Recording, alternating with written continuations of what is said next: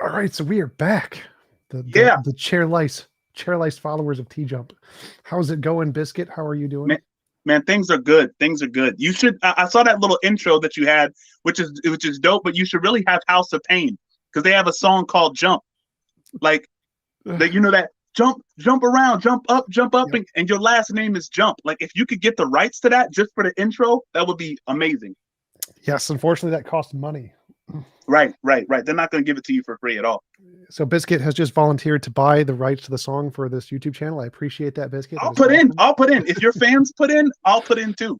I think all of us would have to pay like how many subscribers you got, bro? If we all paid $1, you could get the rights. Sure. Probably just gonna have to steal it, just like put a version on and then just change it, like change the speed or something so the algorithm can't recognize it, then it's fine. Right. And the thing is, like, if you're small enough, they won't even recognize. They get that song gets used so much illegally, they won't even recognize it. And by the time they do, you'll have made enough money to pay whatever fee. Wish that's how it works. I think Bear, one of the big atheists, uses a bear icon which he didn't own, and he became like really big, like 100,000 subscribers. And the people who owned the rights to the bear flagged every one of his videos, got his channel completely terminated. What? Yeah. Off of an icon? Yeah, because it was his, like, he was doing all those like Armored Skeptic things where it's his main character that he does, and so it's in every one of his videos. Right. So yeah, they owned the bear and they took the bear, and now his channel, he had to make a new channel, start from nothing. Let me ask you something. Do you believe in the multiverse or the many worlds interpretations in physics, or? I think the multiverse is more plausible than most of the other ones. I don't really believe it, but I think it's more plausible than like a god or most of the other hypotheses. So in your mind, in the multiverse, is there an alternate TJump and an alternate Biscuit? Yeah. Right. So there is a universe where I converted TJump. Yep. Absolutely. And there is a universe where Biscuit sent all of his money to TJump's bank account. And That's those are probably true. the We're same not universe. in that one though. That's not the actual universe. That's not the that's a possible world, but that's not the actual world. The actual world, as your headline says, Biscuit converts TJump. Well, I think in that universe is the same one you were talking about, where Biscuit converts TJump, is the same one where he sends all his money to TJump. I think that's an effective strategy. Is that what can your soul be bought? Yes. Yes. My Patreon has a convert to Christianity number. It's $1 million a month. Sheldrake, I think Rupert Sheldrake actually conducted experiments where atheists refused to sell their souls. Like he wrote it down, like he wrote down on a piece of paper, I hereby sell my soul. And like a bunch of atheists, and it was real money. Like if you were to sign this contract, he would give you real money. And people were like, yo, I'm not signing that. Like, well, I think people it was like were just $50. So like if you bumped it up to like $5,000, people would do it in a second. But like for $50, like meh.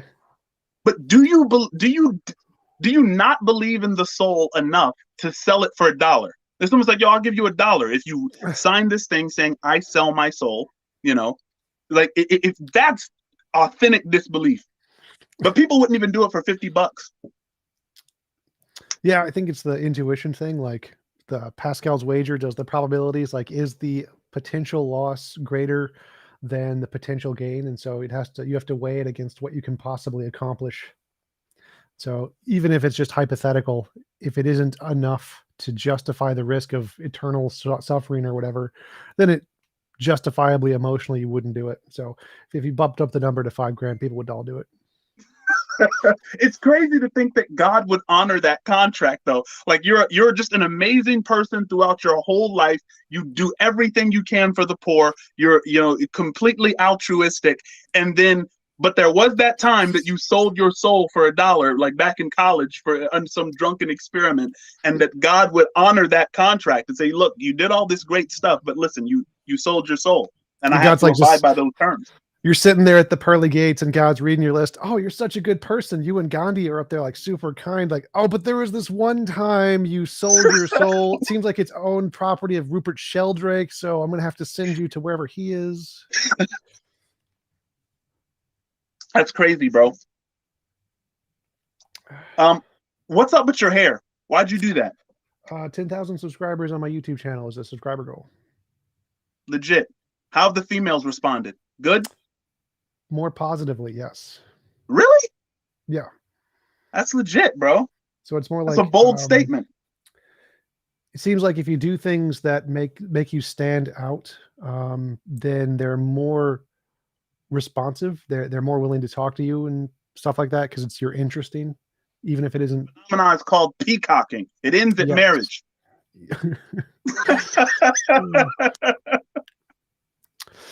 Yeah. So gotten more conversations with this hair than with my previous hair. What you been studying recently? I've heard you talk about Nima Arkani Hamed. I've been watching your videos and I studied him a while ago. He was the amplituhedron guy. Recently, I've been studying starting nonprofits, legal ownership of apartment buildings for nonprofits, how to combine churches with nonprofits. I found that there was one church that does do that and gives housing for people in St. Louis. I found a local organization that does low-income housing. It's called the Noah Fund, Noah something Fund, and Aon, which are nonprofits that own apartment buildings, and they own like 1,100 units or something, and they provide them at affordable costs. And I've been trying to research into all the processes and doing that so I can work on starting my own church and doing that, the atheist church designed to build apartment buildings and keep them at low costs, and then from the income that provides, establish a church facility to do these kinds of conversations and TED Talks and debates and that kind of stuff. So that's what I've been researching into recently. I also signed up as a non-degree seeking student at the U. So probably going to take a few courses there again. That's what I've been doing. You know, I respect you for that, bro. Like, and you and I were talking, I think in our last, the last time I was on here, about that atheist church and everything. And here's how I convert you, as a matter of fact. What would you say if someone were to ask you what the gospel is? If someone were to say, TJump, pretend that you're a Christian and share the gospel with me, what would you say? I believe that is the one where a zombie Jew died and resurrected, and now we have to eat of his skin, and because a rib woman ate from a magical tree because of a talking snake. I believe that is that the gospel? That is not the gospel. that you get an F on your gospel essay. That was terrible. I disagree. Like, that one would get me an A in freaking Bible college. Like, it's a crazy question, bro, because you're not on Clubhouse as often as I wish you were. But I was in the Ask a Christian room, and I asked them, like, what is the gospel? And a lot of people said, listen, the gospel is Jesus died and resurrected to save you from your sins. That's the gospel. But what's interesting is when I read the Gospels, the disciples were always confused about what Jesus was talking about when he mentioned the resurrection. They never understood it. It was always unclear. Peter even got to the point where he rebuked Jesus. Where he said, you're not going to die on a cross. What are you talking about? And Jesus had to rebuke Peter back and say, get behind me, Satan. You're an offense to me. You don't understand the things of God, right? So whenever Jesus talked about the resurrection, which was decidedly rare, certainly more rare than talking about doing for the poor and, taking in the widow and giving water to, children who are thirsty, right? And so I started to compile this list of things that Jesus actually said about what it meant to be saved and what his ministry was actually about. And then, like, John 21:15, he says, Peter, do you love me? And Peter says, yes, I love you. He says, feed my lambs. He repeats, Peter, do you love me? And Peter's like, yes, I love you. He says, then feed my lambs. Then Jesus repeats the third time, Peter, do you love me? And Peter gets offended. He's like, I love you. And Jesus says, then feed my lambs. And that adding of emphasis is Jesus saying, this is what's principally important to me, right? And I agree. I'm in this space right now where I'm agreeing with Bart Ehrman about this kind of disagreement that exists between the apostle Paul's interpretation of what the gospel is and Jesus's interpretation of what the gospel is. Have you heard of this before? Yeah, but what do you mean when Jesus says feed my lambs? What do you think Jesus means by that? I think he means the thing that he's been talking about the entire time is like, blessed are the poor, for theirs is the kingdom of heaven. Well, I mean, Here is feed your them, pure and feed them faultless with religion. what? Does he mean feed them with food, or feed them with like teaching resurrection, or teaching about God stuff? What does he mean by feed them? I think literally feeding them, like literally doing for them. Like he says, and the reason I think this is because Jesus said, when I was hungry, you fed me. When I was thirsty, you gave me water. When I was in prison, you visited me. And he said, they'll say unto me, when did we see you hungry and feed you? When were you thirsty and we gave you something to drink? And he said, whenever you did it for the least of these, you did it for me. Right. And I think that was principal to his message, you know. And the response that I get from certain Christians, and not everybody, but certain Christians that believe that the death and resurrection is fundamental to Christianity, they are offended by that, and they say, so you mean that to be a Christian, all you have to do is to be a good person? But Jesus was very interested in goodness. He didn't trivialize it. Because when the rich ruler said to Jesus, good teacher, what do I have to do to be saved? Jesus said, why do you call me good? There's only one good, and that's God, right? Jesus didn't trivialize good. He took it very seriously. So to be good is to be Christian. And Jesus, it's to be a Christ follower in the estimation of Jesus, I think. And so there's nowhere where, Jesus is asked about salvation or the kingdom of God where he says, in order to enter it, you have to believe that I'm going to die and resurrect.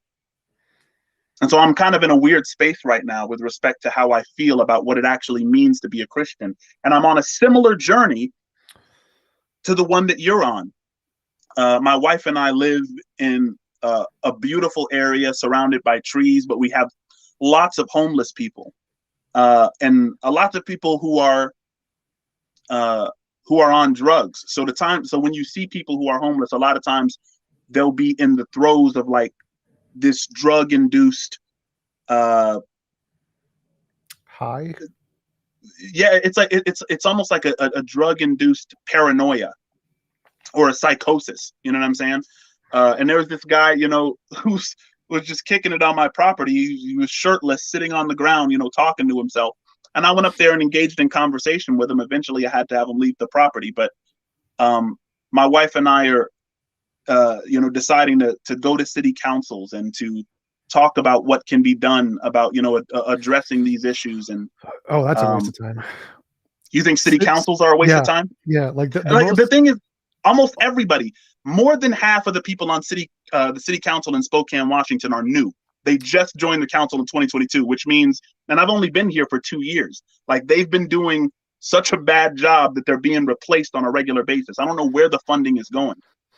Well, so the most effective council person who I've seen who has actually made change by going up to a council is Alex Stein. Like, oh my God, he has done an amazing job. He goes to the Dallas council representative public space, and he just trolls. He just goes full whack job, liberal, Republican, crazy person, and he just does complete jokes, making a silly of himself. And he's got 100,000 subscribers on YouTube specifically because that, and he was put on Fox News with Tucker Carlson because he did that, and it's the funniest thing ever. Yes. Oh my God, I love the guy. He's absolutely hilarious. But wait, what's this guy's name? Alex Stein, Primetime 99. So I've debated him a few times. He used to have he was small channel, smaller than I was, but he went on to the state capitol meetings where it was public, and he started rapping, just doing full Wicca. He looks like a baby Tucker Carlson, and he started rapping, and he dressed up as a nurse and pretended that he was getting COVID, and he's done all kinds of just skits where it's obvious he's pranking them. And because his story is that he wasn't being listened to. He tried to go up seriously. Nobody listened to him. Never made a difference. Just like every student or every Capitol Hill meeting, no one gives a shit what anybody says when you're there. But when he started making jokes, people started paying attention. The liberals started to take him seriously as like an actual representative of liberty. He's not. He's super conservative, but and because of that, when they started taking him seriously because of his super overblown emotional stuff, that's when Tucker Carlson had him on, because he's like, wow, people are actually listening to you and paying attention because of all the crazy stuff you do. And so if you want to be effective at a Capitol Hill meeting, go the Alex Stein route. Bro, I think I've seen like the going insane for Ukraine. Yeah. Yeah. Like, because I'm looking him up right now, and I've seen like he's a meme. He's a popular meme now. Yep. Yeah. So yeah, that's pretty crazy.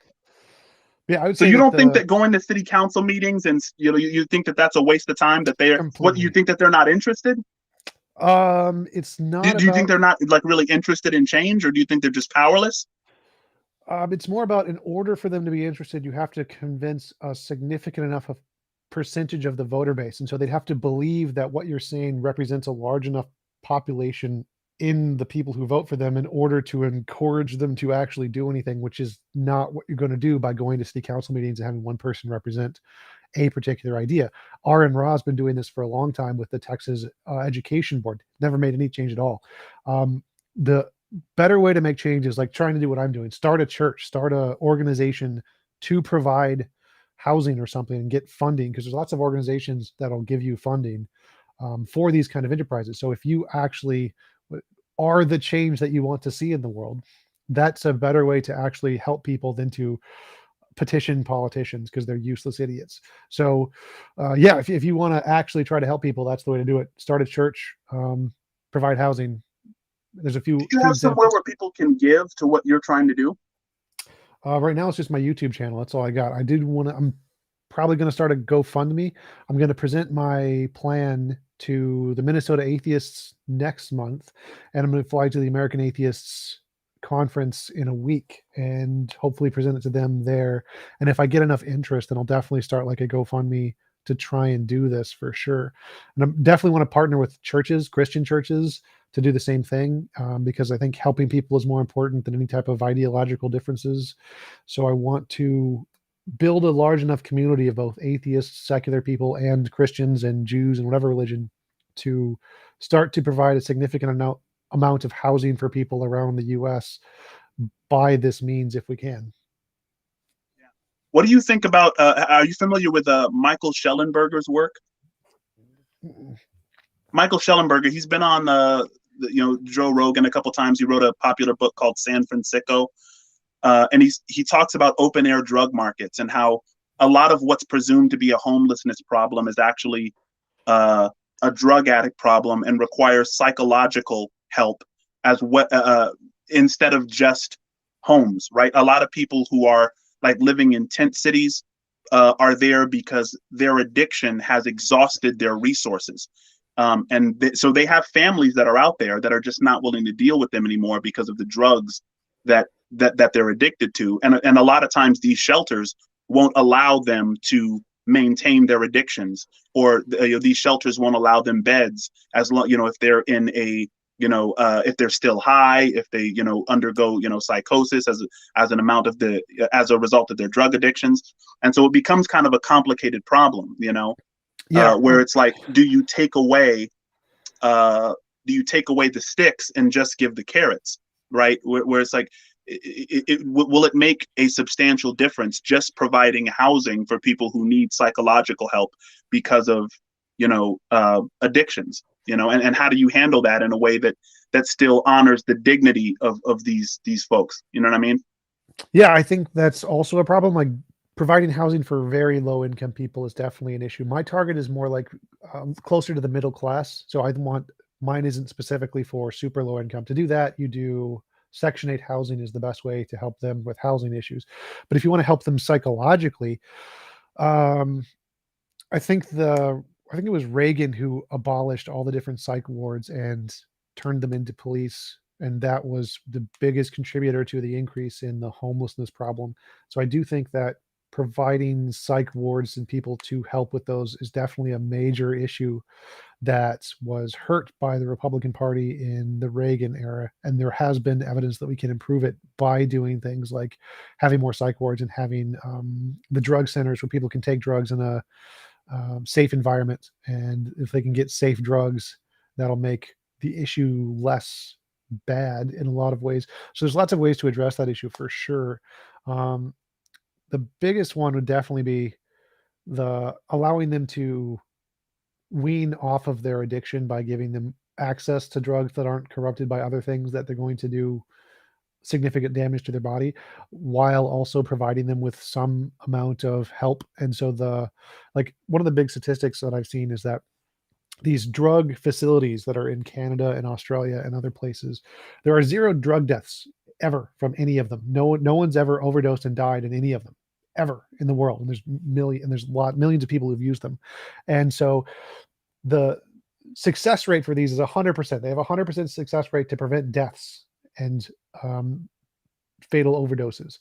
And so these facilities offer a very successful means to help people that isn't there in countries that don't have them. Kind of like the abstinence only education is a completely failed methodology to teach kids about safe sex, because in countries that are in states that have abstinence only, they have higher teen pregnancy rates, higher STD rates, higher out of wedlock pregnancy rates. It's just a failed methodology. And the same thing applies here to drugs, that when you don't educate people or give people the opportunity to responsibly or learn how to responsibly do the thing because of some kind of paranoia that you're enabling them or that you're promoting some kind of immorality, it leads to worse consequences than the people who actually do allow for it to some extent and then teach how to do it responsibly. Yeah, for sure. So where do you, let me ask you this. James chapter 2 says, here is your pure and faultless religion before God. Here is your pure and faultless religion before God, to extend the hand to the widow and to help the poor, and to not become something by the world, to not become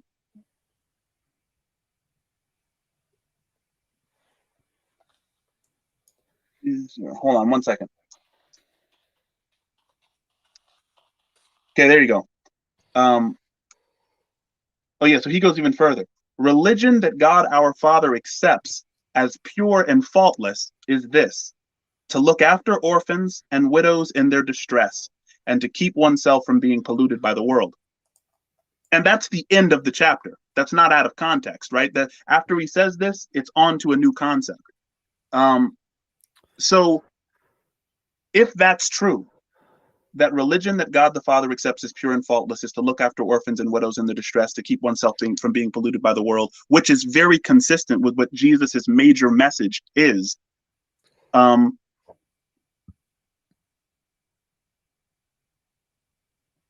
aren't you a Christian? So my interpretation of much of the Bible is this: that deeds aren't enough, good works aren't enough, and that you need to believe and accept God as or Jesus as your savior in order to get into heaven. If you don't do that, then the works will never be enough and they won't matter. And I think that's a big part of most Christians. I agree with, I think your interpretation is a more moral interpretation. I think it's a better one. And I think same with progressive Christianity. I think it's a better interpretation. But I think the vast majority of Christians interpret Christianity to being Jesus comes first, not works come first. And that if you do only good works or only focus on helping people, then you're not doing enough. And that there's this thing of many places in the Bible it says don't get corrupted by this world or obsessed with the things in this world because they don't really matter. What matters is the afterlife or whatever. And to get the afterlife, you need to spread Jesus. And so evangelism is not about helping people. It's about helping people to live better lives. It's about providing them the message of Jesus so that they can save their souls. And so you shouldn't worry about this life. This life doesn't matter. It's irrelevant. And so helping them, like Mother Teresa was, her goal was not to eliminate pain. Her goal was she specifically said pain was a good thing because it brought people to Jesus. And I think that's what I think is a problem in Christianity. I think that what you're saying is a more moral doctrine that we should focus on is actually helping people and benefiting their lives, and they don't really care about the message of Jesus at all. For sure, for sure. You know, there's a guy named Mike Safi. Uh, and shout out to him. He's a friend of mine who's on Clubhouse, and he kind of stressed this point too. He happens to be an atheist, but he and I were having a conversation, and you know, he was like, doesn't, according to Christianity, doesn't the devil believe that Jesus died and resurrected? Doesn't the devil believe that Jesus is God? Like when Jesus was casting out demons, the demons called him Son of God. You know, they acknowledged him in that way. And in that same chapter in Peter, he says in verse 19, you believe that there is one God. Good. Even the demons believe that and shudder. You foolish person. Do you want evidence that faith without deeds is useless? Was not our father Abraham considered righteous for what he did? It's like, so I think that it's stressing the point, you know, that you kind of you're alluding to.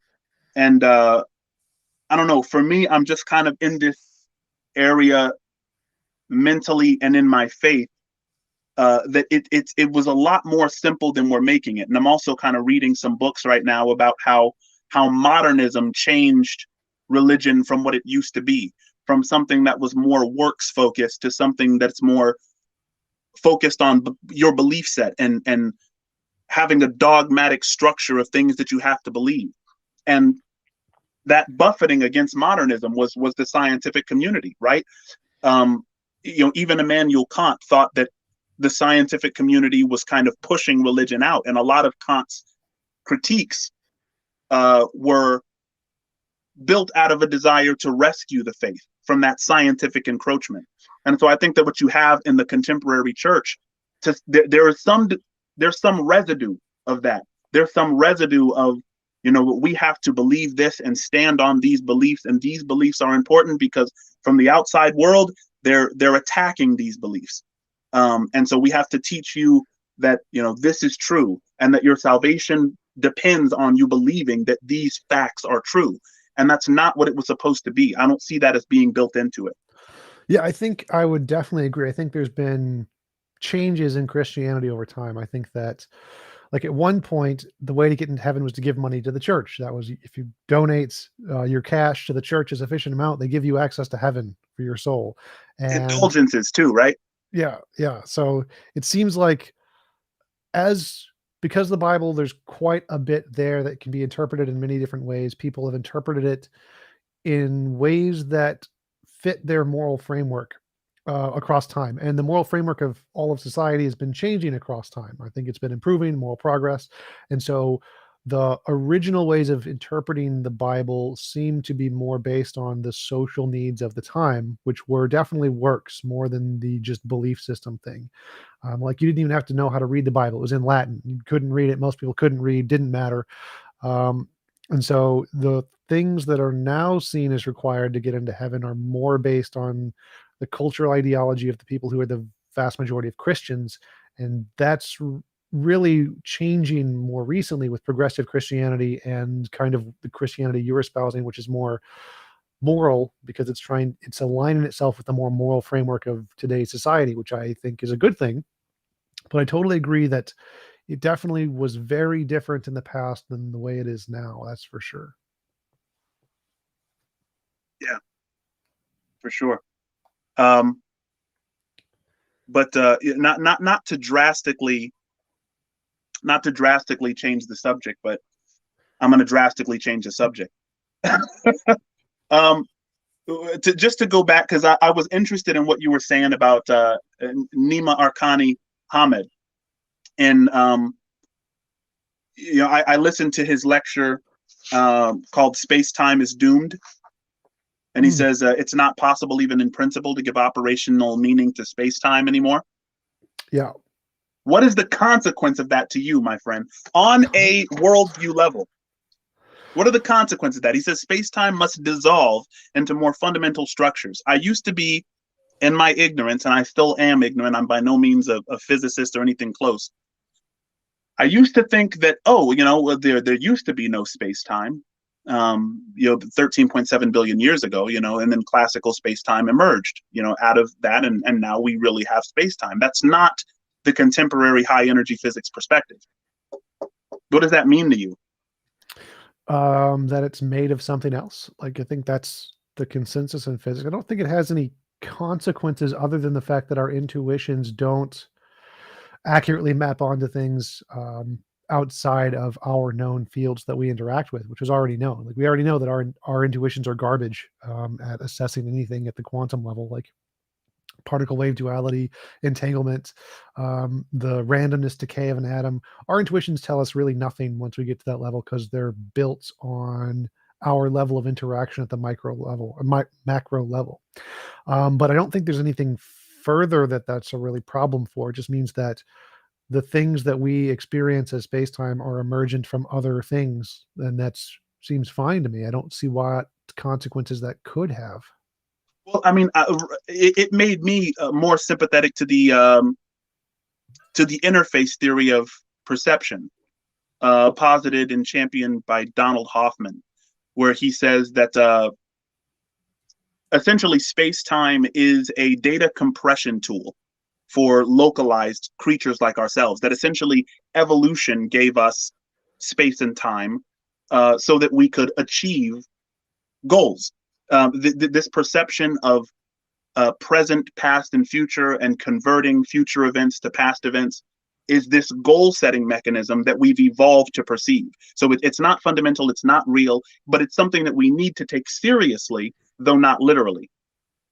Well, I think it's still literally real. It's just an emergent thing. So, like waves aren't fundamental. Waves are an emergent property of changes in pressure in water. So obviously we can't say that waves are the most fundamental thing in the universe, but they're still there. They're still a real thing that does stuff. They're just caused by something else that's more fundamental. It's kind of like chemistry is a subset of physics, but that doesn't mean chemistry isn't real. Chemistry is obviously real. So space-time is just like chemistry. It's a result of more fundamental things, and if you knew the more fundamental things, then you could know all of the chemistry. But it's still there. There's still chemical interactions. So a wave, in my understanding, is more like an Aristotelian potentia. It's like potential. It's not. It's more like a concept than matter. Sort of, yes. I mean, but that information is itself physical. Information is a physical thing, and so the wave and what it represents, the physical medium that it exists in, is unknown, but it isn't purely abstract. Like, they don't exist in minds. Nobody thinks that waves exist in minds or collapse in minds. It's like single digit percentages. Yeah, they do. So not really. So it's like single digit percentages. Like, if you look at the polls for consciousness collapse, sure. like, I mean, the thing is, I think what Arkani Hammad and other high energy physicists are discovering has only had documented evidence since like 2017. So I mean, yeah, I think you're having more and more physicists come out, like John Hagelin, Henry Stapp, saying that consciousness is the unified field. And so it's not popular, because this idea that space and time is not fundamental is not very old. It's a relatively new, paradigm shifting kind of thing. Well, emergent so I would expect really that in popular. 5 to 10 years, you'd see a lot more physicists say that, what can we, what is like Henry Stapp, for instance, says that consciousness may be the thing that is resistant to superposition, which is exactly what we're looking for wave function collapse. And of course, it's just a hypothesis. You can't quite prove it yet, but there's mathematical theories of consciousness, there's quantum cognition. So people are working on this stuff. And it's just as good a theory as any other, I suspect. Not exactly. So space-time being emergent is the consensus, as far as I know. Most physicists agree space-time is emergent, but the consciousness aspect has been around since the 1940s. It's the Wigner von Neumann hypothesis. You can Google it, and there's polls on this throughout time, even more recently, that show this one has lost pretty much all of its popularity. It started pretty popular back then, but even the guy who wrote it, Wigner, I think it was Wigner, who specifically said he was wrong to apply quantum effects on the macro scale, and that it has nothing to do with consciousness. Consciousness is a macro effect, and these micro interactions of quantum physics really don't have anything to do with it. And because of the progress that we have made in emergent spacetime, it seems like it's emergent from other physical things that we have good evidence for in quantum mechanics, not because of consciousness. So like there's the poll, the foundational attitudes of quantum mechanics or something is the name of the poll. They go through all of these things and they show that most physicists agree space-time is emergent. They agree that there are these weird effects, but like 2% are believe consciousness has anything to do with it. Does consciousness have anything to do with the collapse of the wave particle? Everybody says no. So it's not a thing. So, and it's Never not heard really. anyone say no, because I mean I've never heard even physicists like Sean Carroll. I'm reading Something Deeply Hidden, and he certainly doesn't believe that consciousness collapses the wave function, but he wouldn't go as far as to say no, that's out the window. He believes in a many worlds hypothesis of wave function collapse, which to a lot of people is the least parsimonious theory in the history of science. Not that they discount it for that reason, but I think because things are so spooky, spookhoft, as Einstein put it, in the quantum realm. I think the physicists that I've heard, from Sean Carroll to Henry Stapp, are a lot more humble, right, with respect to other people's theories and saying whether or not they're sensible or not, even though there is a consensus among physicists with what they think, is the best explanation given all these hypotheses. So here's the actual question on the poll. It's about the observer. Does the observer effect cause the collapse of the wave function? Does the consciousness plays a distinguished role, physical role, e.g., wave function collapse by consciousness, 6%. This is not something that many physicists take seriously. Should play no fundamental role whatsoever, 21%. That's pretty good. Is a complex quantum mechanism. That's fine. So no one really thinks consciousness collapse is a thing here, as it's just not a thing taken seriously in physics. All of the other models explain it much better. Yeah, the only reason I would, the only pushback that I would give you on that, I think most paradigm shifting ideas began with a very small percentage. So the small percentage of physicists that might take an idea seriously right now doesn't really affect me that much. I have to make myself a student of both sides. So I have to make myself a student of Sean Carroll, that disagrees with consciousness collapsing the wave function, and make myself a student of John Hagelin, who supposes that consciousness is the unified field. Both of them are quantum physicists. Both of them are string theorists. Both of them are coming at it from a different approach. But I don't take the approach of appealing to the majority and saying, okay, the answer is, the question is sufficiently answered by this majority in the field. Does that make sense? Yeah, but that's the Bozo the Clown argument from Carl Sagan. So you're right that every revolutionary idea started with a few people and everyone disagreed with them. But every terrible idea also started with a few people and everyone disagreed with them. So the fact that everybody disagrees with new ideas is just the starting point. The difference here is that there's usually some new revolutionary piece of evidence that indicates it. And that's really the thing that you need before you take it seriously. Just saying that most physicists disagree is a pretty good reason to reject it, because from a probabilistic standpoint, if the consensus of experts rejects it, it's going to be wrong 99% of the time. There's going to be 1%, 0.0001% that are great ideas that should revolutionize the field. But if the consensus disagrees, that's a good reason to reject it until new evidence is presented, which will then convince the experts. But I think you're being a little bit obtuse with the term rejection, because this is just me. I mean, I'm listening to a lot of different physicists on these topics, and whenever they say, oh, I have a mini world interpretation of wave function collapse, or I believe that a density matrix causes the wave function collapse, which means they don't believe in von Neumann chains, or someone says, oh, I believe that consciousness is fundamental, and that presents this duality that most physicists don't appreciate. It's okay. Someone has to be in the minority. But what I'm not hearing from physicists, and you might be able to, send me in the back channel or link me to some physicist that says that consciousness being the unified field or collapsing the wave function is ridiculous. That's just not what I'm hearing. So it's not that a physicist that believes in a many world interpretation will say, oh, consciousness being the unified field is ridiculous, or consciousness being fundamental is ridiculous. I completely reject that. It's not so much a rejection of something that's less plausible as an accepting of something else. So I can say, okay, this is more parsimonious. This explains the majority of the data in a way that I understand, while not necessarily saying that my opponents, and it's not even really an opponent, they're all after the same thing. So I don't think that there's a war among them yet with respect to these ideas, because they're so novel. They're so, I think there's a big question mark when it comes to wave function collapse. Certain physicists don't even believe the wave function does collapse. They think, I think Nima Arkani Hamed, he doesn't think the wave function collapses at all, which is mind-boggling to me. It's like, I have to really, because he said that a couple of times, and it's just, he gets to the point where he's beyond me, where I just have to kind of tap out and say, I really don't understand the math and the physics at this point. And so I'm kind of scouring YouTube for better explanations of what he means by that.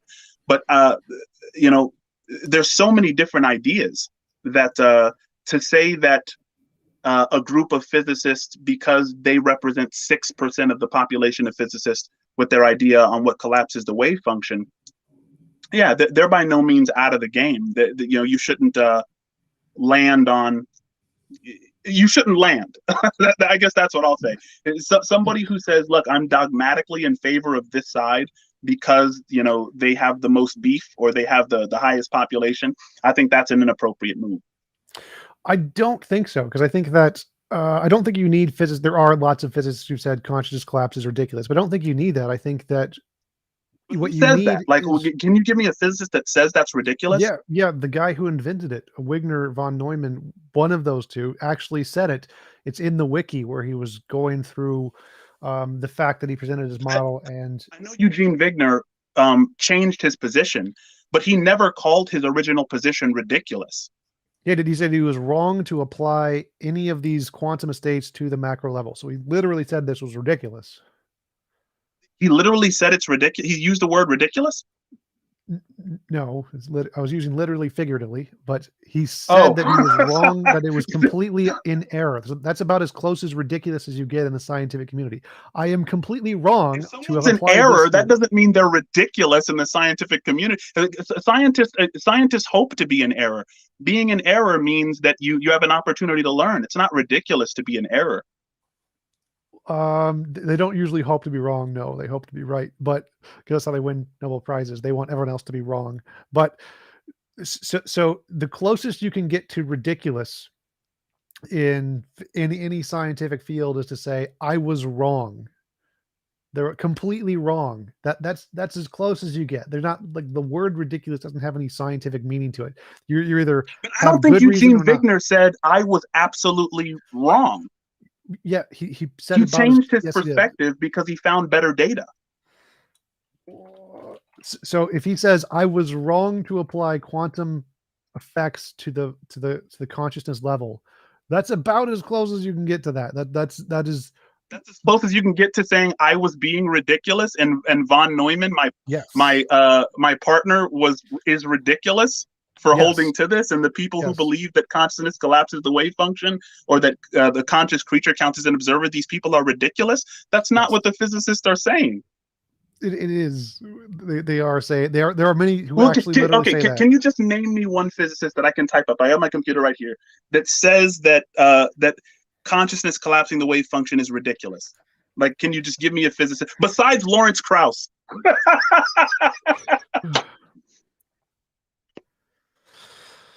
Because Lawrence might say that, but I think even Lawrence Krauss has matured a little bit. I don't think that he would go so far as to say that, because he knows Henry Stapp and Hagelin. I would have to look it up, but this is not really a hard thing to find. Like, it's the fact that it's taken so littly seriously shows that, yeah, it's going to be pretty easy to find that. I don't know. But anyway, I mean, I think it's Thank at you, least a Git. competitor. Thank you, When Git, for you the super find chat. Appreciate it. say again. Thank you, Git, for the super chat. He gave me a super chat. Oh yeah, thanks. And remember to I'll shoot you my Cash App so we can split the super chats. Um, all I want is I want $4 of it, and you could take the other six. I will take 150%, and you'll get a negative 50%. That means you owe me money. Why do we keep doing the math this way? This is the possible universe where we split the super chat because I converted you. This is that universe. You keep messing up the universe we're in. So you know that Nima Arkani Hamed, with his amplitude hedron, the reason that according to Donald Hoffman, I think Hoffman and Ahmed are working together with Hoffman's mathematical theory of consciousness because he's finding the same thing. So in his mathematical theory of consciousness, there are geometric shapes that give rise to consciousness, similar geometric shapes that Nima Arkani Hamed is finding at the Hadron Collider with scattering amplitudes. And so they're very close to a mathematical theory of consciousness. Whoa. That consciousness can be described in mathematical terms. That would be great. I don't see that happening anytime soon, but if they do, that would be great evidence. But I mean, but like this is something you already believe, right? You believe that that consciousness is kind of superimposed on physical states. That when there is a conscious state or a change in a conscious state, that implies a change in a material state within the brain. Sure. So it wouldn't surprise you. It wouldn't surprise someone like you that there is a mathematical description of cognitive processes. Right. There's going to be infinitely many of them. So like there's physicists that have all kinds of very silly, crazy theories. So I'm going to have Frank Tipler on. He thinks that God is a singularity and that it's a triune singularity. So there's a singularity at the beginning of time, a singularity during all of time, and a singularity at the end of time, and that's God. And that see, like you got to have fun with it. Like, why not? Is this guy a physicist? Yep, he is a legit. Have you heard of Tom Campbell? Yes, it's familiar. I don't remember anything about him, but this guy's theory is great. So he says Jesus literally resurrected because of the boson decay in the neutrons and protons of all of the particles in his body, literally decayed at the same time and then recoalesced into a body using physics. This is all physics. And he has super math on this. He's a professional physicist. And he says the virgin birth is possible because of the X. In some very small percentage of the female population, they have a genetic change in them that allows them to have both the XX and XY chromosomes in their body. They're just not being used. And there is a random chance that these could coalesce to cause asexual reproduction in a human body. And he says this is how the virgin birth happened. So he's giving all of these physics explanations of everything that could happen. And you could do this with anything. Like quantum mechanics says that a pink tiger could pop into existence at any time. So you can use physics to justify anything you want. And it's not hard to do if you're a professional physicist. And so the fact that people can come up with hypotheses in physics and say, well, maybe this explains it, isn't really very impressive. Anybody can do that. The problem here is that in chapter 1 of Sean Carroll's Something Deeply Hidden, he's talking about like the shelves full of like Deepak Chopra books that you can find, like Quantum Love, Quantum what is it, Quantum Joy. There's books on like quantum dieting. Well, those are all woo. So I'm talking about literal physicists. So a literal physicist can literally use actual physics to justify anything they want. It's just improbable, but it could happen. And so the fact that you can come up with professional academic level physics explanations of consciousness or the virgin birth or singularities at the end of time. Well, I mean, but you shouldn't be. It's weird. And I don't know if you're resistant to it, but this is your wheelhouse. Like you're someone who actually believes that consciousness is not, you're not a dualist. You don't believe that consciousness is separate, is in this completely separate spooky category from physical matter. So you're the exact person who should expect a mathematical description to come along for it, right?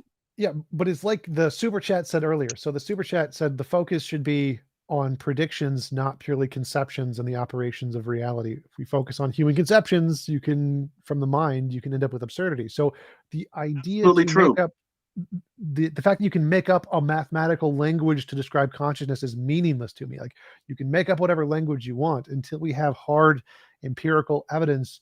I don't care. I don't care if Sean Carroll or physicists that I agree with my position did this. It's still just them making shit up. I need hard evidence and testable predictions, something more than they can make up a mathematical language that could potentially describe something. I don't care. I need So you're evidence. resistant to a mathematical theory of consciousness. Until it makes predictions, yes. Any theory of consciousness is just that. It's something people made up. You need some way to differentiate that made up hypothesis with all the other made up hypotheses and to show that one of them is more likely to correspond to reality and not just their imagination. And that's the part I'm waiting for. So even if no one came up with a mathematical theory of consciousness, you as a non-dualist would believe that consciousness has a mathematical description.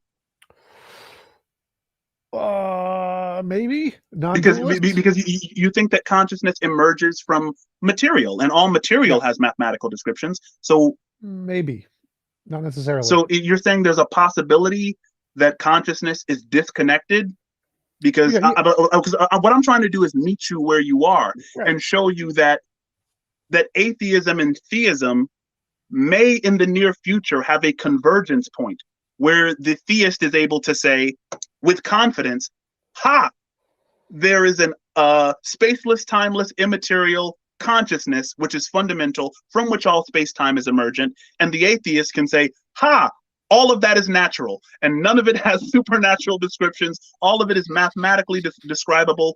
And so they can meet and say, okay, let's, now that we have converged, and of course, this is in the future because mathematical theories of consciousness, like you said, aren't testable, even though they're finding similar geometries in the mathematical theories as they are at the Hadron Collider. This is still yet future. When that day comes, when that marvelous, glorious day comes, we can stop having this debate about whether or not God exists. I don't think the panpsychists are going to win, but the first thing is that we can't describe all physical things with equations. So it's not true that all physical things can be described with equations. For example, what matter is made of, we cannot describe that with an equation. We can describe with an equation how it interacts with other matter, but we can't say inside of a proton, it's made of X. That's not an equation. So equations can't represent all physical things. It's just not possible. So that would not mean, even if there's possible ways consciousness could be physical and would not be represented by math, that would be fine. It wouldn't be a Yeah, but contradiction. E equals MC squared is an equation that describes matter. No, it describes how it interacts. So it describes the relationship between energy and mass, but it doesn't describe what it's made of. It doesn't tell us what energy is made of. It doesn't tell us what mass is made of. Does not Well, I mean, explain that. I agree. There's a rabbit hole that you tumble into because what matter is mass, and what mass is resistance to acceleration, and what Mm. acceleration is. I mean, so you do tumble into a rabbit hole of a long chain of things when you kind of probe for kind of what's going on there. Is that what you're talking about? No, no. I mean, so I had a conversation with Philip Goff. He's a panpsychist, and one of the points he brings up often is that literally nothing in physics tells you what matter is made of. It doesn't tell you any of that. It can't. It just tells you the interactions. What physics is measuring is how one thing we observe interacts with another thing we observe. But we don't know what they're made of. We have no idea. We can't represent that with physics. It's impossible to represent with an equation what the essence of it is made of because there's no like equal sign, because an equal sign says that the thing on the left side equals the thing on the right side.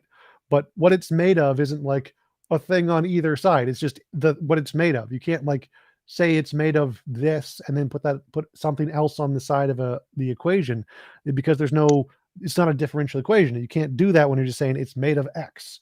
So there's no way for physics to simply describe what it's actually made of because it can only describe what the stuff is interacting and how it's interacting, whatever it's made of. So, for example, if you switch matter with supernatural matter or something, you still have no idea. You wouldn't be able to tell the difference between the two. It would just say that, oh, look, they interact with the same frequency. And so nothing in physics can describe what physical stuff is literally made of. So you're resistant to the efficacy of applied mathematics, because I mean, when I think of physics, I think it's just kind of an applied mathematics, Well, right? applied mathematics is Kumrambaffa fine. says the difference between mathematics and physics is that physics cares about reality.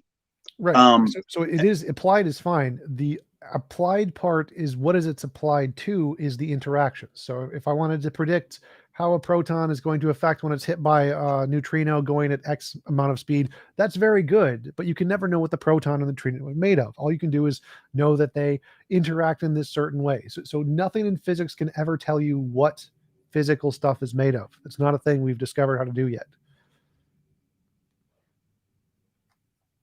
I would suggest check out the conversations with Philip Goff. He mentions this quite often. Mine with him, we mentioned it a few times.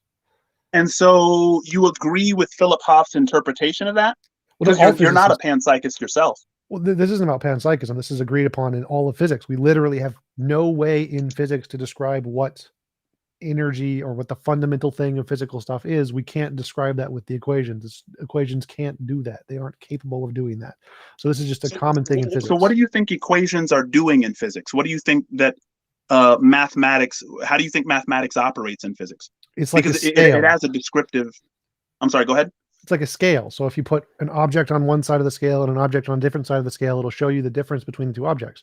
You have no idea what the objects are. No, you don't know what they're made of. You just know that, oh, this object is causes the scale to go down when this object is opposite. So the relation between these two is this one's heavier.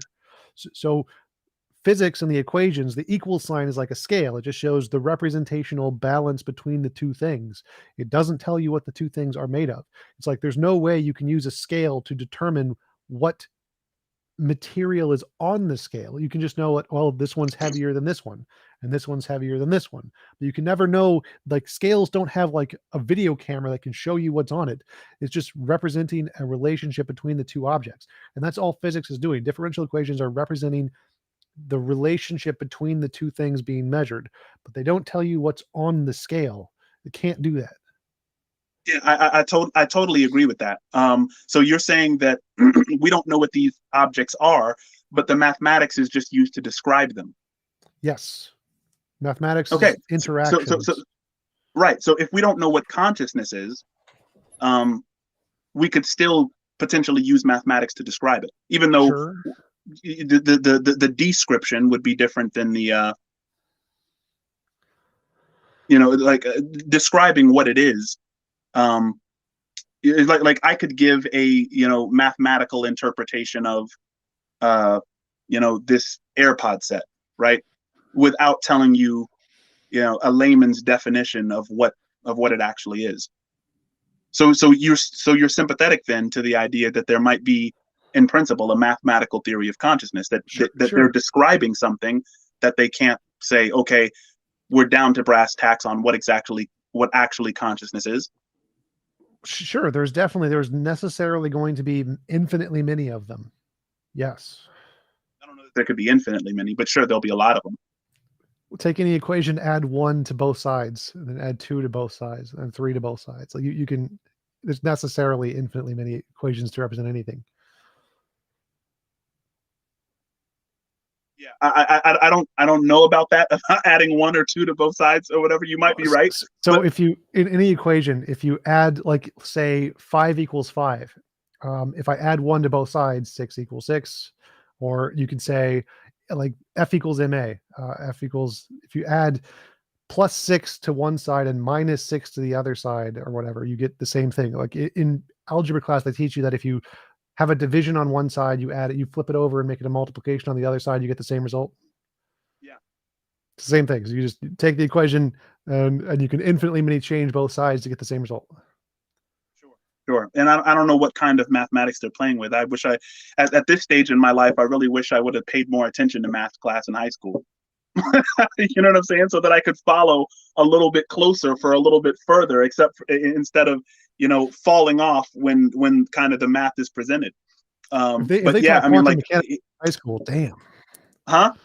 If they're teaching quantum mechanics in your high school, you went to a really good high school. Like, so Henry Stapp, for instance, says that consciousness may be the very thing that's resistant to superposition. So he said, I wrote this down right here. He said, nature answers questions that we as observers ask. And it's his weird kind of description of quantum mechanics. He's a quantum physicist, and by that asking, he's talking about that question that caused Einstein to say that quantum mechanics was spooky, right? The idea that if I don't look at the moon's no longer there. That if I step outside of my office and decide to look at what's outside, nature will respond to that question, the question that my eyes have asked, what's there? So the waves that are there right now will collapse into a reality, a particular reality for me. Of course, not everybody holds this idea, but Henry Stapp is taken extremely seriously. I mean, his credentials are up there, which is not an appeal to authority. Just kind of saying it's. I think it's very, very responsible to approach these complicated ideas, especially as a non-physicist, with a giant slice of humble pie, and not assume that I am familiar with what the definite answers are. But I'm hopeful for a mathematical theory of consciousness that is decidedly fundamental, which is will make it more rational, at least in a scientific discussion, to say that the cause of the universe is spaceless, timeless, immaterial, and conscious, and therefore convert TJump. Yes, if we have evidence of that, that would be great. Just having a mathematical model would not do that. You need actual evidence to confirm the model is correct, because we have lots of math that could describe that's reality. Fair. That's true. Right. So that's true. That's the part I'm more interested in. Like, there's going to be lots of different mathematical models. Most of them are going to be wrong. Only one of them is going to be right. And to figure out which one, you need novel testable predictions. Also, thank you, Get, for the super chat. And I need to take a break. I gotta piss. Be back in a minute.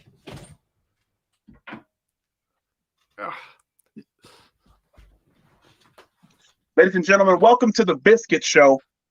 I'm taking over for TJump. And, before we kick this off, I want to start with a word of prayer. So if everybody in TJump's live would mind closing your eyes, putting your hand together and just focusing on your breath for a while. Well, Father God, we thank you for TJump's conversion. We thank you for his channel and all of his subscribers that are listening to the sound of my voice. Father, we ask you to bless them and cause them to realize that you are spaceless, timeless, immaterial, conscious, and aware, and that they are all disassociated members of this singular consciousness. We ask that you just for a moment, God,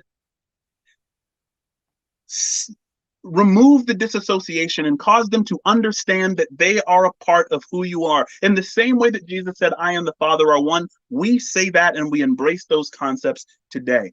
We understand that you are fundamental. We understand that the distance between ourselves is not true and it's not real.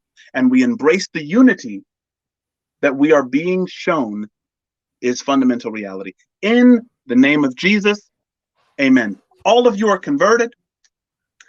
Welcome to the faith. And I thank you all for joining me. Super chat, it's like Lance Bush hinted at. Oh, I love Lance Bush. I've had great conversations with Lance. It's like Lance Bush hinted at. Philosophers should focus more on anthropology or human psychology or linguistics because the world gives us more insight as to why we have ideas that we do. I'm a big fan of Lance. Lance and I talk on Clubhouse all the time. He is a moral anti-realist.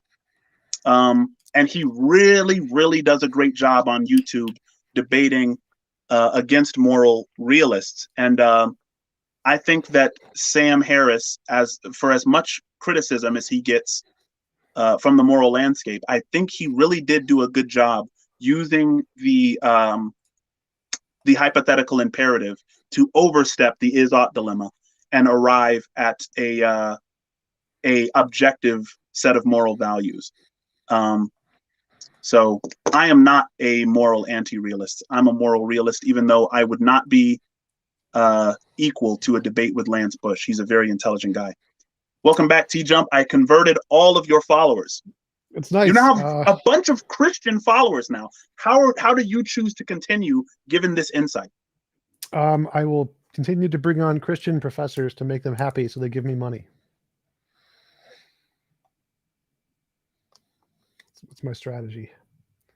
That's your strategy? Yep. I think I found a way to do Clubhouse on computers now, so I can definitely try that out more. Send me a link to your Clubhouse or whatever. Try it there.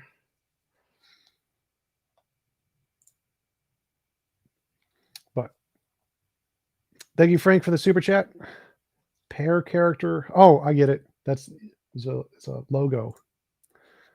Look, one of your people in the chat said, "Was he casting a spell on us?" When you left, I prayed for the entire chat and converted all. Nice. I approve of this message. All right, so what were we talking about? Let me ask you this. What questions do you have for me? You're a Christian, right? Yes. I call myself a Christian mystic. Just as a respectful reference to the fact that there are some things that are kind of out of the norm for the Western church that I believe in, right? I think the majority of Western Christians would say that if you don't believe that the resurrection and death of Jesus Christ is necessary for your salvation, then you're not a Christian. And so I think that the mystics believed that what Jesus believed about himself, we should believe about ourselves. And we should rely on the message of Jesus if we're to call ourselves Christians. We're not to be followers of the Apostle Paul or anyone else besides Jesus. So, and as you stated earlier, the thing you think that is the most Christian thing to do is to help the poor, to help the people in need, to do good things, right? Good deeds. So, given what it says in the Old Testament, God murdered a bunch of people. That seems very unchristian of him. That seems very unchristian. Yes. Like if the goal of Christianity, the most moral thing to do is to help people in need, God mass murdered the crap out of millions of babies. Seems like not a great moral entity in order to worship, not the best. So here's what I find fascinating about the Bible with respect to that point. The Bible is a different text than the Quran. And this might be another area where I separate from a lot of Western Christians. When you talk to a Muslim, they're going to tell you the Quran was not written by men. This is the dictated, authoritative word of Allah, filtered through Muhammad, right? So this is the perfect words of Allah.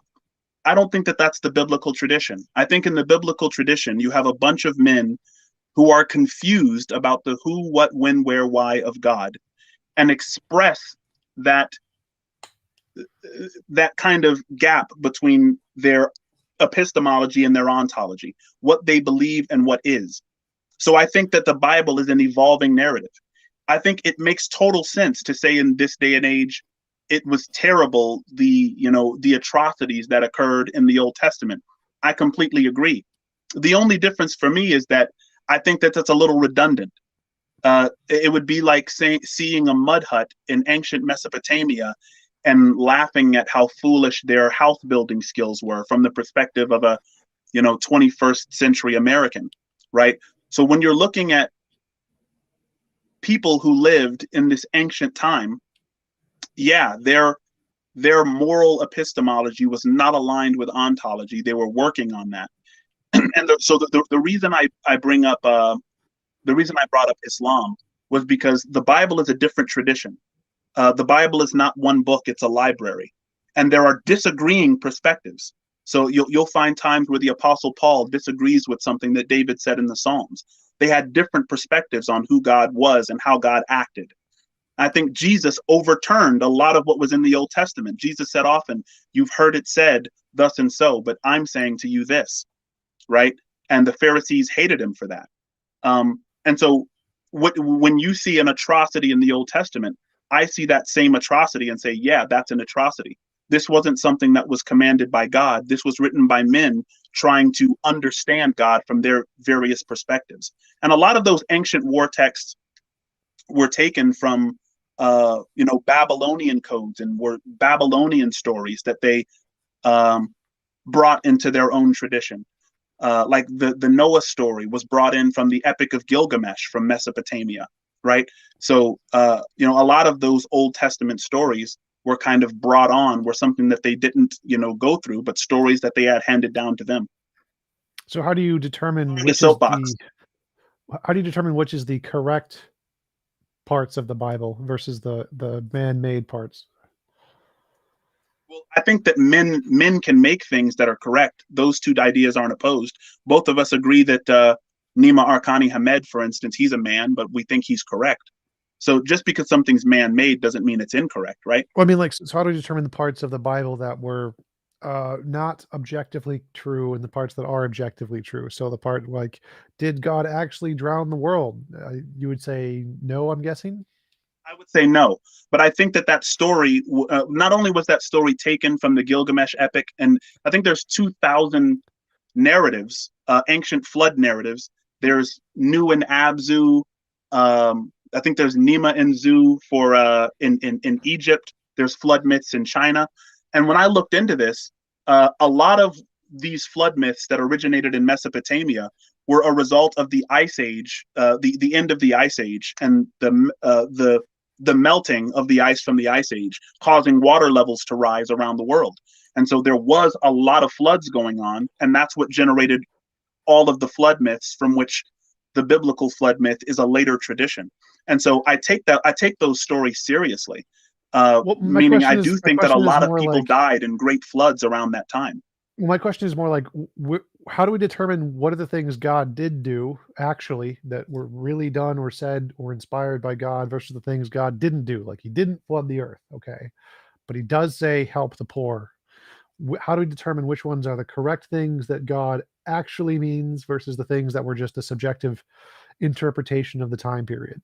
Well, I think you said it rightly. I think when you use the term inspired, someone can be inspired by this discussion and go to school and become a physicist, right? Someone else can be inspired by this discussion to go and to leave their local church and embrace atheism, right? Those are two vastly different things that you can do as a result of your inspiration from the exact same thing. Like Martin Luther King was inspired by the Bible, and so were a lot of keepers of slaves, right? So just because you're inspired by a thing, that doesn't speak to a correspondence idea of what the truth happens to be. I think that the Bible writers were all inspired by the same God and came up with different stories, different myths, different traditions, and different ways of being as a result of their inspiration of the same idea. Sure, but I want to know what parts of the Bible should I think are the correct statements and which are the incorrect statements? Which are the ones that are objectively true at all times and which are the ones that are only true to some subjective society that they interpreted? So there was no global flood, so that part is not true. And then the part about helping the poor, that part is true objectively. How do we determine which statements in the Bible are of the objectively true kind and which are of the objectively not true kind? Well, I think that you can kind of look at biblical scholars all the way uh, from James White to Bart Ehrman, who can break the Bible down for you and say these books are poetry, so they should be taken. Like Psalms and Proverbs are largely poetic. The book of Revelation is symbolic and prophetic. There are certain books that are meant to be taken historically. Like, for instance, the Gospels were written some of them from the perspective of history. The reason they don't qualify as myths is because they use real towns and peoples. So historians would say, okay, the Gospels don't qualify as myth, even though there might be mythological language placed on top of a real narrative.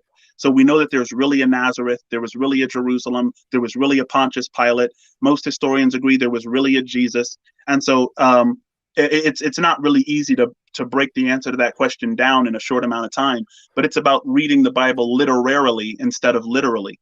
And what that means is to see the book the individual book that you're reading as being written by a specific author in a specific time period for a specific purpose, and not seeing the entire Bible as something like Harry Potter that's written for by one person with one intention.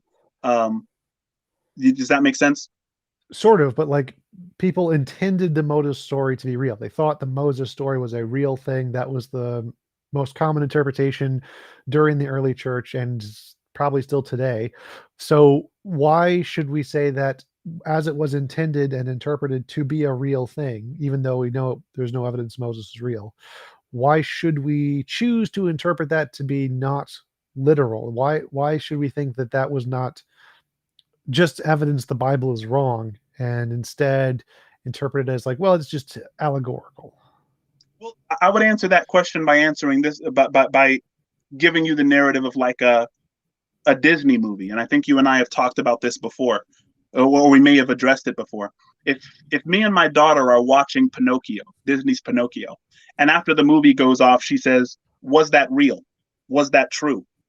I think it would be, in my estimation, immature as a parent to give a flat no, that wasn't real, because that leaves behind the truth that is deeply in that movie. There's tons of pragmatic truth, tons of coherence, though the character Pinocchio doesn't correspond to reality.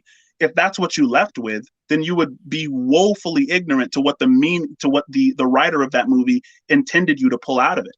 So I think we don't do ourselves I think we do ourselves a big disservice when we look at a complicated ancient tradition and merely ask ourselves if these narratives correspond to some physical or scientific reality. I really don't think that was their intention. The correspondence theory of truth is relatively young on the philosophical stage. The truths that they were after were existential relevance, right? This story has existential relevance for me. Jesus walking on water means that there can be calm found in the midst of the storm. And if the only thing that you take from that narrative is Jesus walking on water doesn't correspond to something existentially real, I think you've entirely missed the point. But you're saying that there are some things in the Bible that do correspond to reality, like Jesus existed, God exists, right? Sure. I Holy think so. Spirit, Holy Spirit exists. I'm not sure what Jesus meant by the Holy Spirit, but I think that the Holy Spirit is what testifies to the relationship between Christ and the Father in traditional Christian theology. But Okay, so I kind of think that was beside Jesus's major point too. The thing that Jesus talked about for the majority of the time wasn't the Holy Spirit. I think he talked about the Holy Spirit once. okay, so let's say you're watching Pinocchio with your daughter, and your daughter asked, "Is this real?" And she's like, "Is the cat real?" You say, "Yeah, the cat's real." You said, "Is the dad real?" You're like, "Yeah, the dad's real." And like, "Is Pinocchio real?" No, Pinocchio is not real. And then she's like, "Okay, so how do you tell which ones are the real ones and which ones are not the real ones?" Because that's the question here. So you're saying some of the characters are real, some of the characters are not real, and it seems like the only evidence for any of the characters comes from the movie. So how do you differentiate which ones are the real ones and which ones are not the real ones? How do you differentiate between whether or not Pinocchio is real and the cat is real? Yeah. One is a cartoon on a TV and the other one sitting in your lap purring. No, Pinocchio, there's a cat in the movie. The movie has a cat in it. There's a cat in the movie Pinocchio. Yes, its name's Figaro, has a cat. So I'm asking, in the movie, there's a cat. In the movie, there's a dad. In the movie, there's a guy whose nose grows. Yeah, And nothing in the movie Pinocchio at all corresponds to reality. None of the characters correspond. Figaro doesn't correspond to reality. Pinocchio and Geppetto and Jiminy Cricket are fictional characters. so, but if I suppose I said, yes, Figaro the cat, that's a real cat. But and the dad starts with a G, Geppo or Geppetto? something. Yep, that one. He's not real, and Pinocchio is real. So I'm like saying some of the characters are real, some of the characters are not real. What would your response to me be? If you were to say certain of the characters in Pinocchio are real and certain of them are not real, personally, I wouldn't want to. I wouldn't care about probing any further. But I mean, I guess if you were trying to convince me of that, I would need some evidence. Yes, that's great. So in this analogy, Pinocchio the movie is analogous to the Bible, right? And you're saying that some of the characters are real and some of the characters are not real. No, And like you, no, I would never say that certain of the characters in Pinocchio are real. but in the Bible, certain of the characters are real. Sure, and I base that on what historians have agreed upon. I'm not a historian myself, but the majority of historians agree that there was a King Herod, a Jesus, a Pontius Pilate. But the God one, that one is not really supported by historians. Correct. I think the majority of historians would be believers in God. The majority of historians are certainly not atheists, but that doesn't inform their historical perspective. Right. So the historical evidence does not indicate that a literal God exists, but you believe a literal God exists. Certainly, I don't look toward. I think history is the wrong field to look at to ask about questions about history. Beings that are not objects within space and time. So Right. Jesus was an object within space and time. King Herod was a spatial temporal object. Right. And So so historians can study that's in their realm of that's in their purview. Whereas whether God exists would be a question of philosophy, and I think the scientific community is having, in my estimation, more and more to say. so it's like Satan exists. I assume you would think Satan is real. Angels, demons, No, souls. No. I think souls exist for sure. I think that what you are is beyond description, which makes the Bible an excellent resource about who God is, the ineffable nature of God. Because I think that you yourself are ineffable. If I were to ask who you are, you would eventually run out of objects to distinguish from the subject, which is the self. And then, if I were to ask you, who are you? There would be very little to say. Well, so like my question here is that there's a bunch of stories in the characters of the Bible, like the Satan, demons, angels, God, Holy Sure. Spirit, Jesus, and a lot of them are non-physical. Some of them you say exist, like God. Some of them you say don't exist, like Satan or the demons. And I want to know, how do we differentiate which ones exist and which ones don't exist? What is the method that we can use to show God is more reasonable to believe than the demons? Well, no, I think that you're already on that journey. You don't need me to tell you which of these exist and don't exist. What I'm trying to get you to do is look at the perspective of the writer. So, Well, and I'm that's asking you what, how do you do it? and that's what someone can tell you, regardless of whether they're a Christian or non-Christian historian or biblical critic or biblical advocate.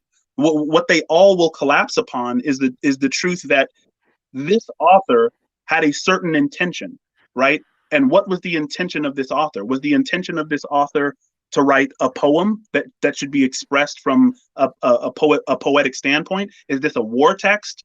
And so whether or not, if I were to tell you that if I were to write a story about God, it's up to you whether or not you find evidence for that God. But I think the best way to read my story is, looking at the time period that I lived in and the intention I had behind writing it.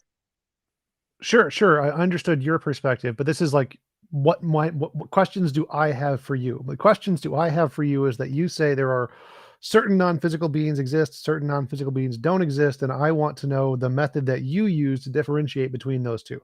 I want to understand why you think God exists, why you don't think demons exist, because I think neither exist. I actually don't think that physical beings do exist. Just to correct you there, I am an idealist. So Okay. I guess that could get into another realm of the conversation, but I Yeah, take it's a the different the topic. space time is doomed talk very seriously. I think that the difference between you and I is not something fundamental. I think that on a fundamental level, there is no space between us, as creepy as that sounds, and there is no actual time where my statements are being converted to future events by that, tiny, slice of time called the present. I don't believe that any of that is fundamental. So I believe in a real sense, right now, there is no distance between us and there is no time between my sentences. I think that we have to perceive that. I think we should take it seriously, though not literally. Okay, I can just grant idealism is true. It's the same question is my same question is still there, is why should we think that God is real and demons are not real? I think that, the idea that God is real isn't something that the Bible is trying to convince you of. The reason I'm convinced that God is real is because God makes the most sense of questions of origin, meaning, and morality and destiny for me in a coherent and correspondent way. And atheism for me fails to do that.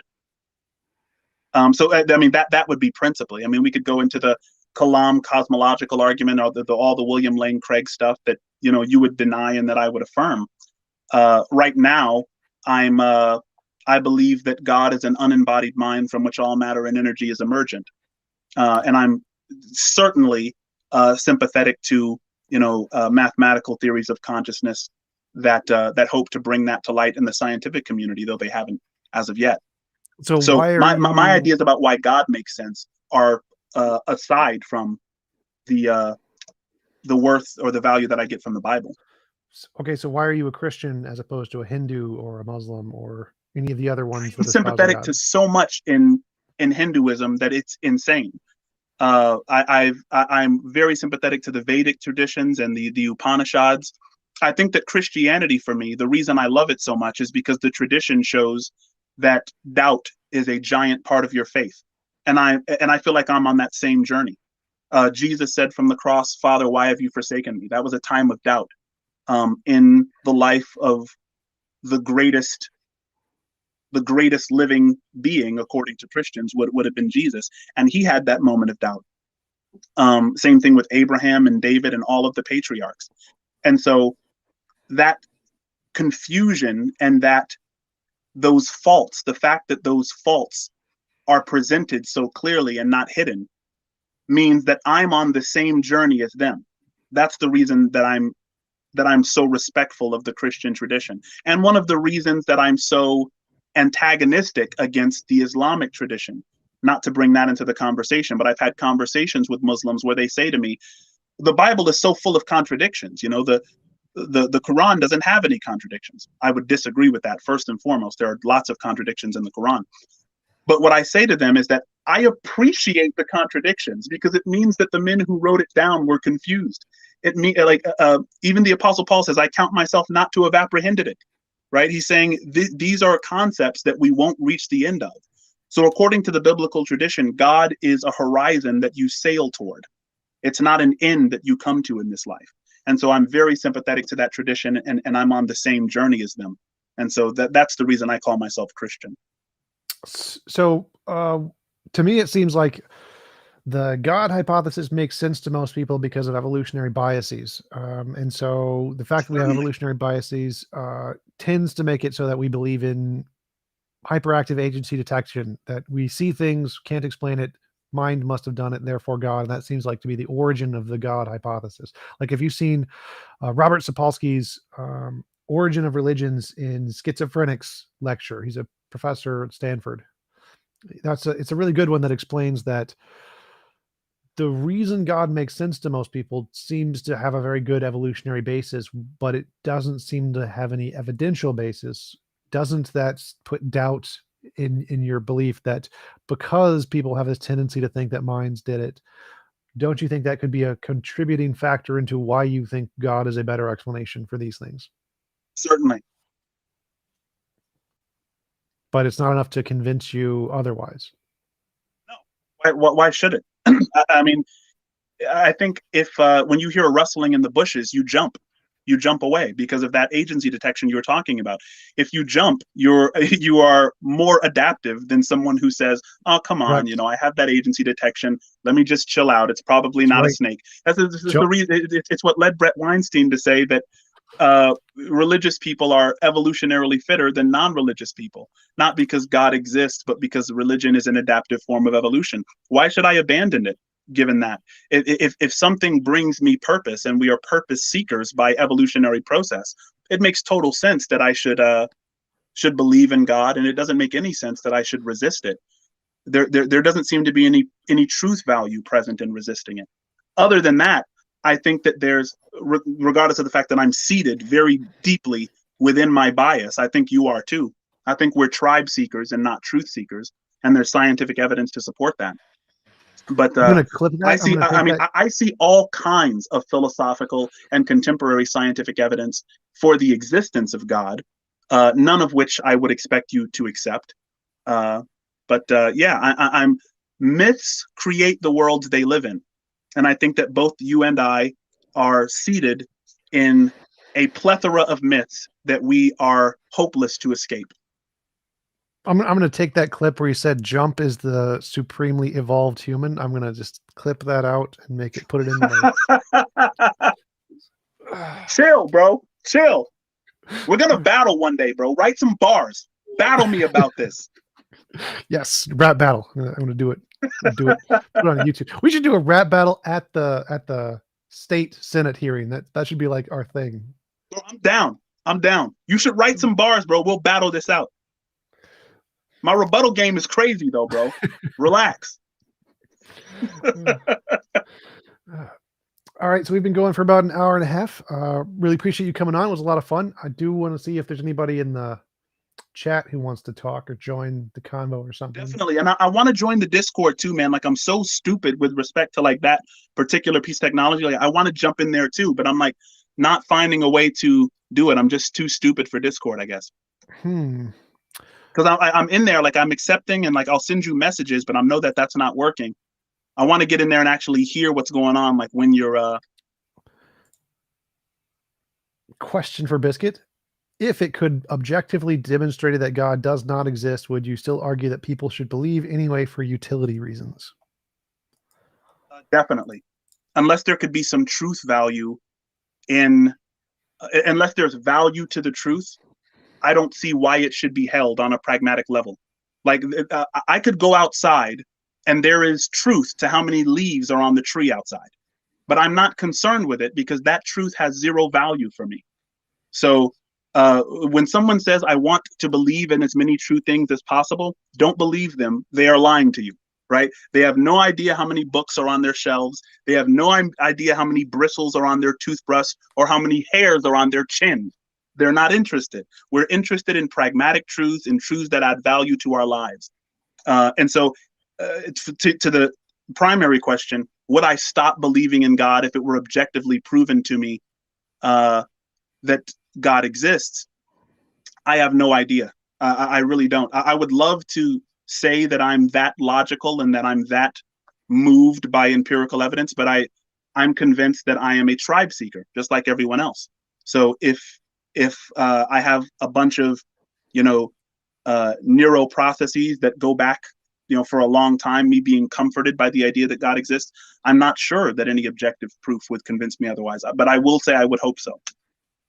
So another question by Batman Child. Can you see these when I put them on the screen, by the way? Yeah, I can see them. I can see them down there. I can see them right down there. Awesome. So is your belief falsifiable?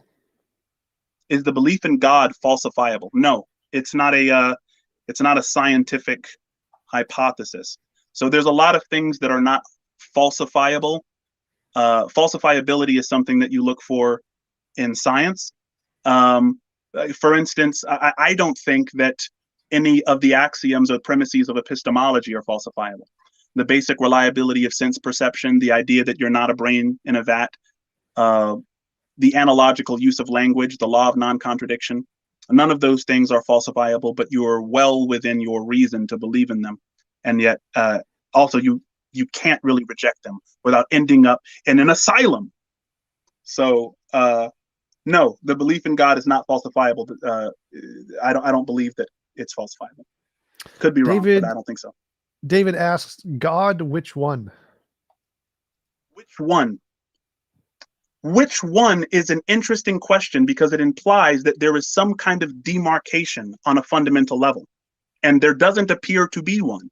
So if there is no space and no time on a fundamental level, what would it mean for one to be demarcated by the other? What would it mean for them to be two? right? And what would instantiate that difference? So when a Muslim says that, I serve a different God than the Christian, I disagree. I think that the Muslim and the Christian disagree on theology, but on a fundamental level, there's only one thing. There's only one thing that there could be, because there is no space, there's no time. What would demarcate one thing from the other? Well, I think the question is more, there are many different ideas of God and what it's like Thor, Zeus, I'm a Poseidon. Christian. Yeah. So I think that would be the answer, is that's the Jesus one. Yeah, I am a Christian. Cafe asks, question for Biscuit. Has he had what William James called mystical experience, or what Richard M. Buck referred to as cosmic consciousness? Yes. Yes. I didn't think that I had, because of what I had been told a mystical experience was. But I was a mushroom head for 2 years. Me and my buddy Travis Ransdale. Shout out to Trav. Trav is still a mushroom head.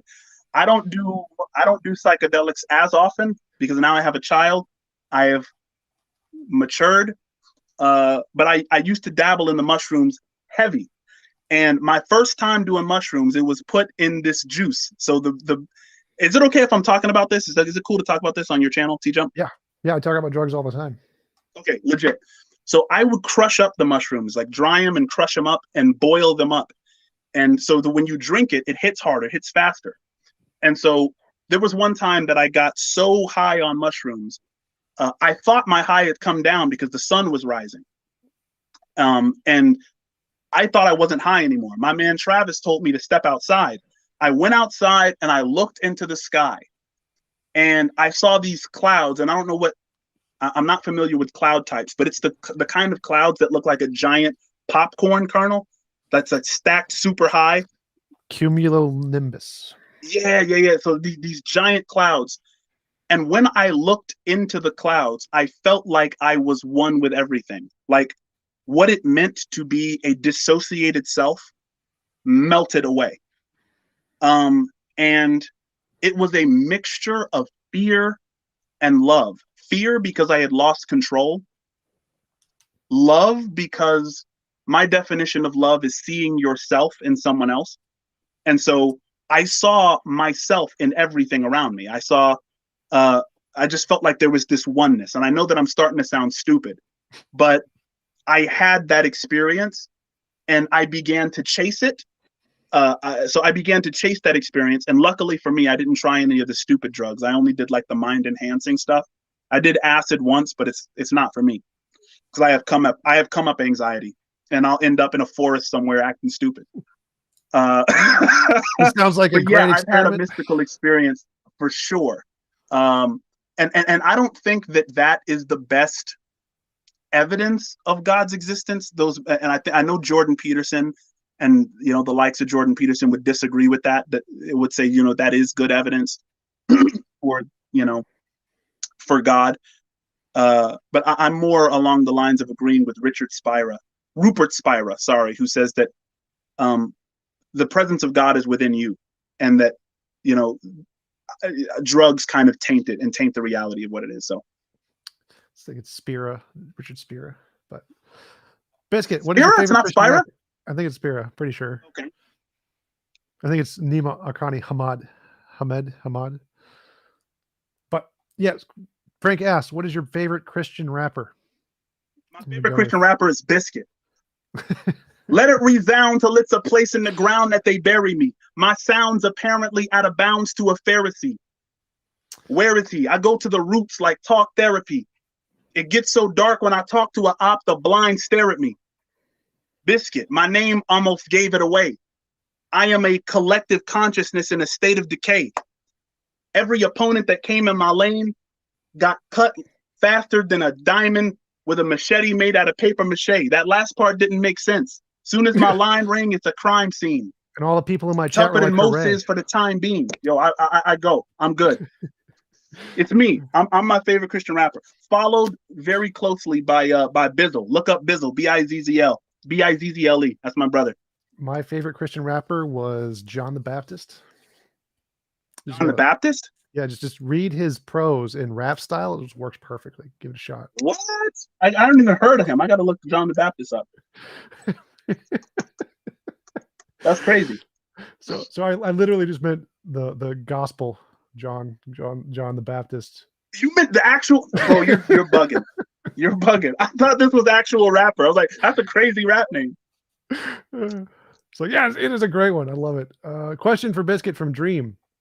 Not all religions are equally evolutionarily advantageous. Islam, due to their birth rate and vigor, is currently the religion with the most utility. Why aren't you Muslim? It's So currently the religion with the most utility. Why I aren't think the you? question, because you're referencing the previous question where someone asked if, even if there is proved to be no God, would you still advocate for Christianity because of the benefits it has? And he's saying that the one that has the most benefits is Islam. So why don't you advocate for Islam? Yeah, so I think they might be confusing the reason I'm a Christian for the reason I said Brett Weinstein said that religions are that religious people are more evolutionarily adaptive than non-religious people. So I think this would be a better question for maybe Brett Weinstein. But the reason that I'm a Christian is because I look at myself and I look at my experience and notice that I'm on the same journey as the writers of the Christian Bible. So I don't think that I'm very sympathetic to the idea that an authority is dictating to me how to live. If that were the case, why would that same authority give me a brain? So it wouldn't make sense that the creator of the universe would give me a brain which is capable of free thought and then not have me use it because everything I should do in life is dictated to me by something like the Quran. All right, let's see. Question for Biscuit. Have you ever investigated the origins of the Bible stories? Some of them, definitely not all of them. In this conversation with TJump, I talked about the Epic of Gilgamesh, and that was written about 1,000 years, about 1,000 years before Genesis, and that contained the flood. The I think one of the original flood myths. The tree of life is in the Epic of Gilgamesh, where the serpent deceives Gilgamesh and eats from the tree of life, and so a lot of those ideas are taken from the Bible or put in the Bible from ancient Mesopotamians. I know that a lot of the law was taken from the Babylonian Empire, and so yeah, there was definitely a lot of sharing in those ancient Bible stories for sure. Frank says, try to get Biscuit to hook up his Discord. Yeah, I don't know. I'm gonna go on YouTube after this, and if you're on, I don't know how long you're gonna be on after you and I get off, but I'm gonna YouTube how to use Discord because I'm like, why is this so hard for me? I'm just stupid. That's what I'm just like. I don't know what it is, bro. I, Are I you on can't right get in now? there. I I can't can hear you. I probably can't hear other people. invite people. Are you on right now, or do you have to use your phone for that? Mr. Biscuit, invite. I think I just sent you a DM on Discord. Just send me a link. Yeah, click on that, see if that works.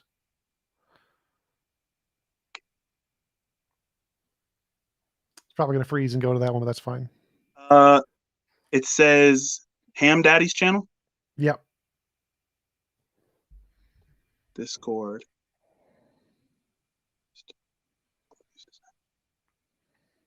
Yo, can you hear me? I'll check the Discord. It says Testing. Simon, can you hear Biscuit talking on Discord?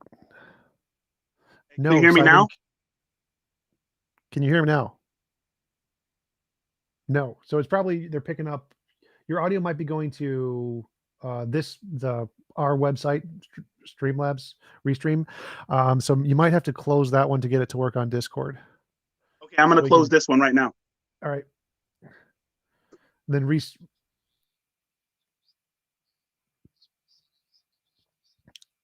reset the default. Yes, Biscuit, we can hear you on Discord. All right.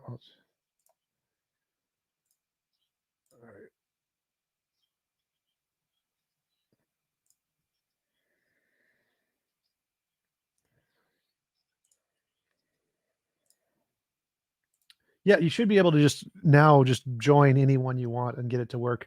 The link was just to get you into the right room to test it. Oh, perfect, perfect. Because this is the only one on Discord that I'm in, so maybe I should just, yeah, this is where I'll be. Awesome. Then let's see, what time is it? 45. We got a few more minutes, a few more questions for you, if you don't mind. Yeah, no problem. And TJump, welcome to the faith. Everybody in here, welcome to the faith. Did we just join a cult? Yes. I was going to ask that right now. I hate when that happens. It'll go easier for you if you don't resist. Hey, You I will provide coffee. That's all I ask. sufficient monies, and I will convert to anything, flat Earth, whatever. TJump Soul is bought. All I need to do Yes. is save enough money and buy TJump Soul. Yep. It's all cash with me, bro. Yep.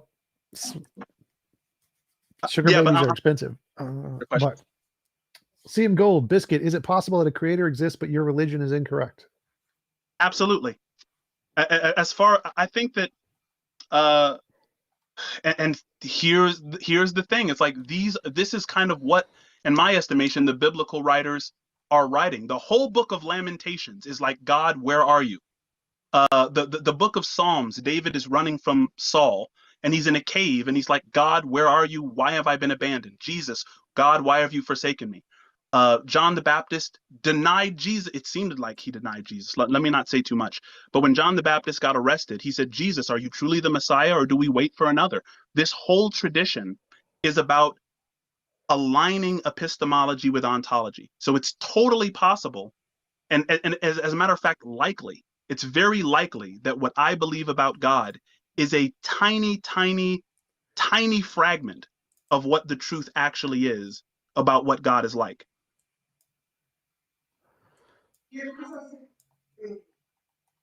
Sorry to soapbox. Searching for more questions. Anybody in the Discord have any questions? A little off subject, but what does your hat say? Is that a map? Picture of like a state? I didn't hear that. What's the picture on your hat? Oh yeah, the picture on my hat is Washington State. Yeah, I thought so. Okay. Yeah, Northwest. Does it says what, WA on the bottom there? Yeah, it says WA. Question from Geo. Biscuit, are you familiar with Bernardo Kastrup's formulation idealism, and if so, what do you think about it? I love Bernardo Kastrup. Bernardo Kastrup has he did some research into people with dissociative identity disorder, and he believes that we are all dissociated identities within a single consciousness, which is fascinating. And he thinks that, our skin and our skulls represent dissociative boundaries, almost like avatars. And so I don't know whether or not I'm more sympathetic to that or Rupert Spira's concept of the dream, because I think that the dream makes a lot of sense too. If you think of, there's this fundamental consciousness that's spaceless and timeless.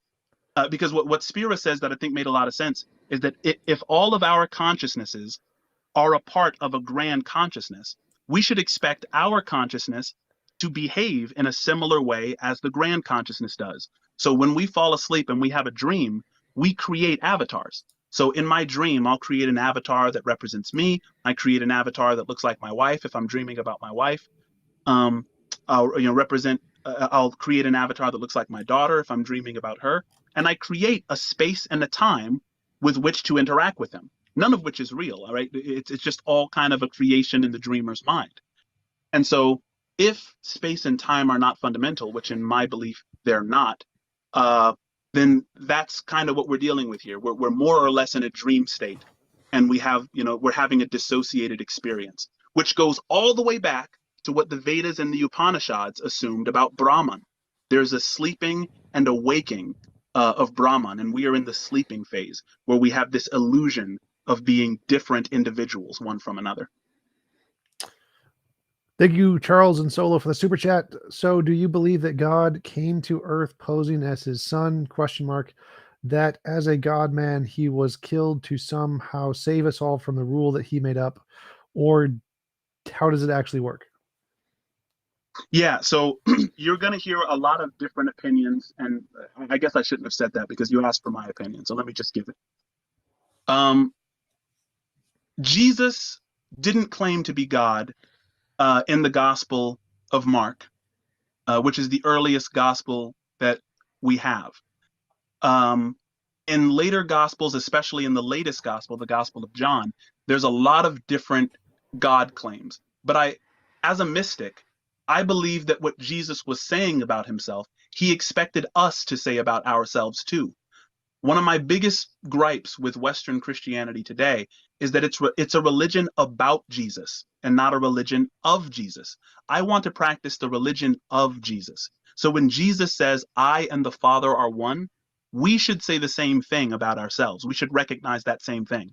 When Jesus says, he who has seen the Father has also seen me, we should say the same thing about ourselves. And this isn't even controversial in the biblical narrative. The Apostle Paul said, let this mind be in you that was also in Christ Jesus, who thought it not robbery to make himself equal with God. So we should be doing that same thing as Christians today. And I think that me and TJump had a good conversation about why the legacy of Christianity has altered from that. I think that the church was afraid of the encroachment of the scientific community in the modern era. Awesome. I think that's all the questions I have for now. We've been going for about 2 hours. It was a great conversation. Enjoy to have you on as always, Biscuit. And I'm going to head off and get some food, and I'll talk to you guys later. No doubt. Hey, thanks, TJump. Let's have another conversation again soon. Absolutely. All right, boss. Peace out.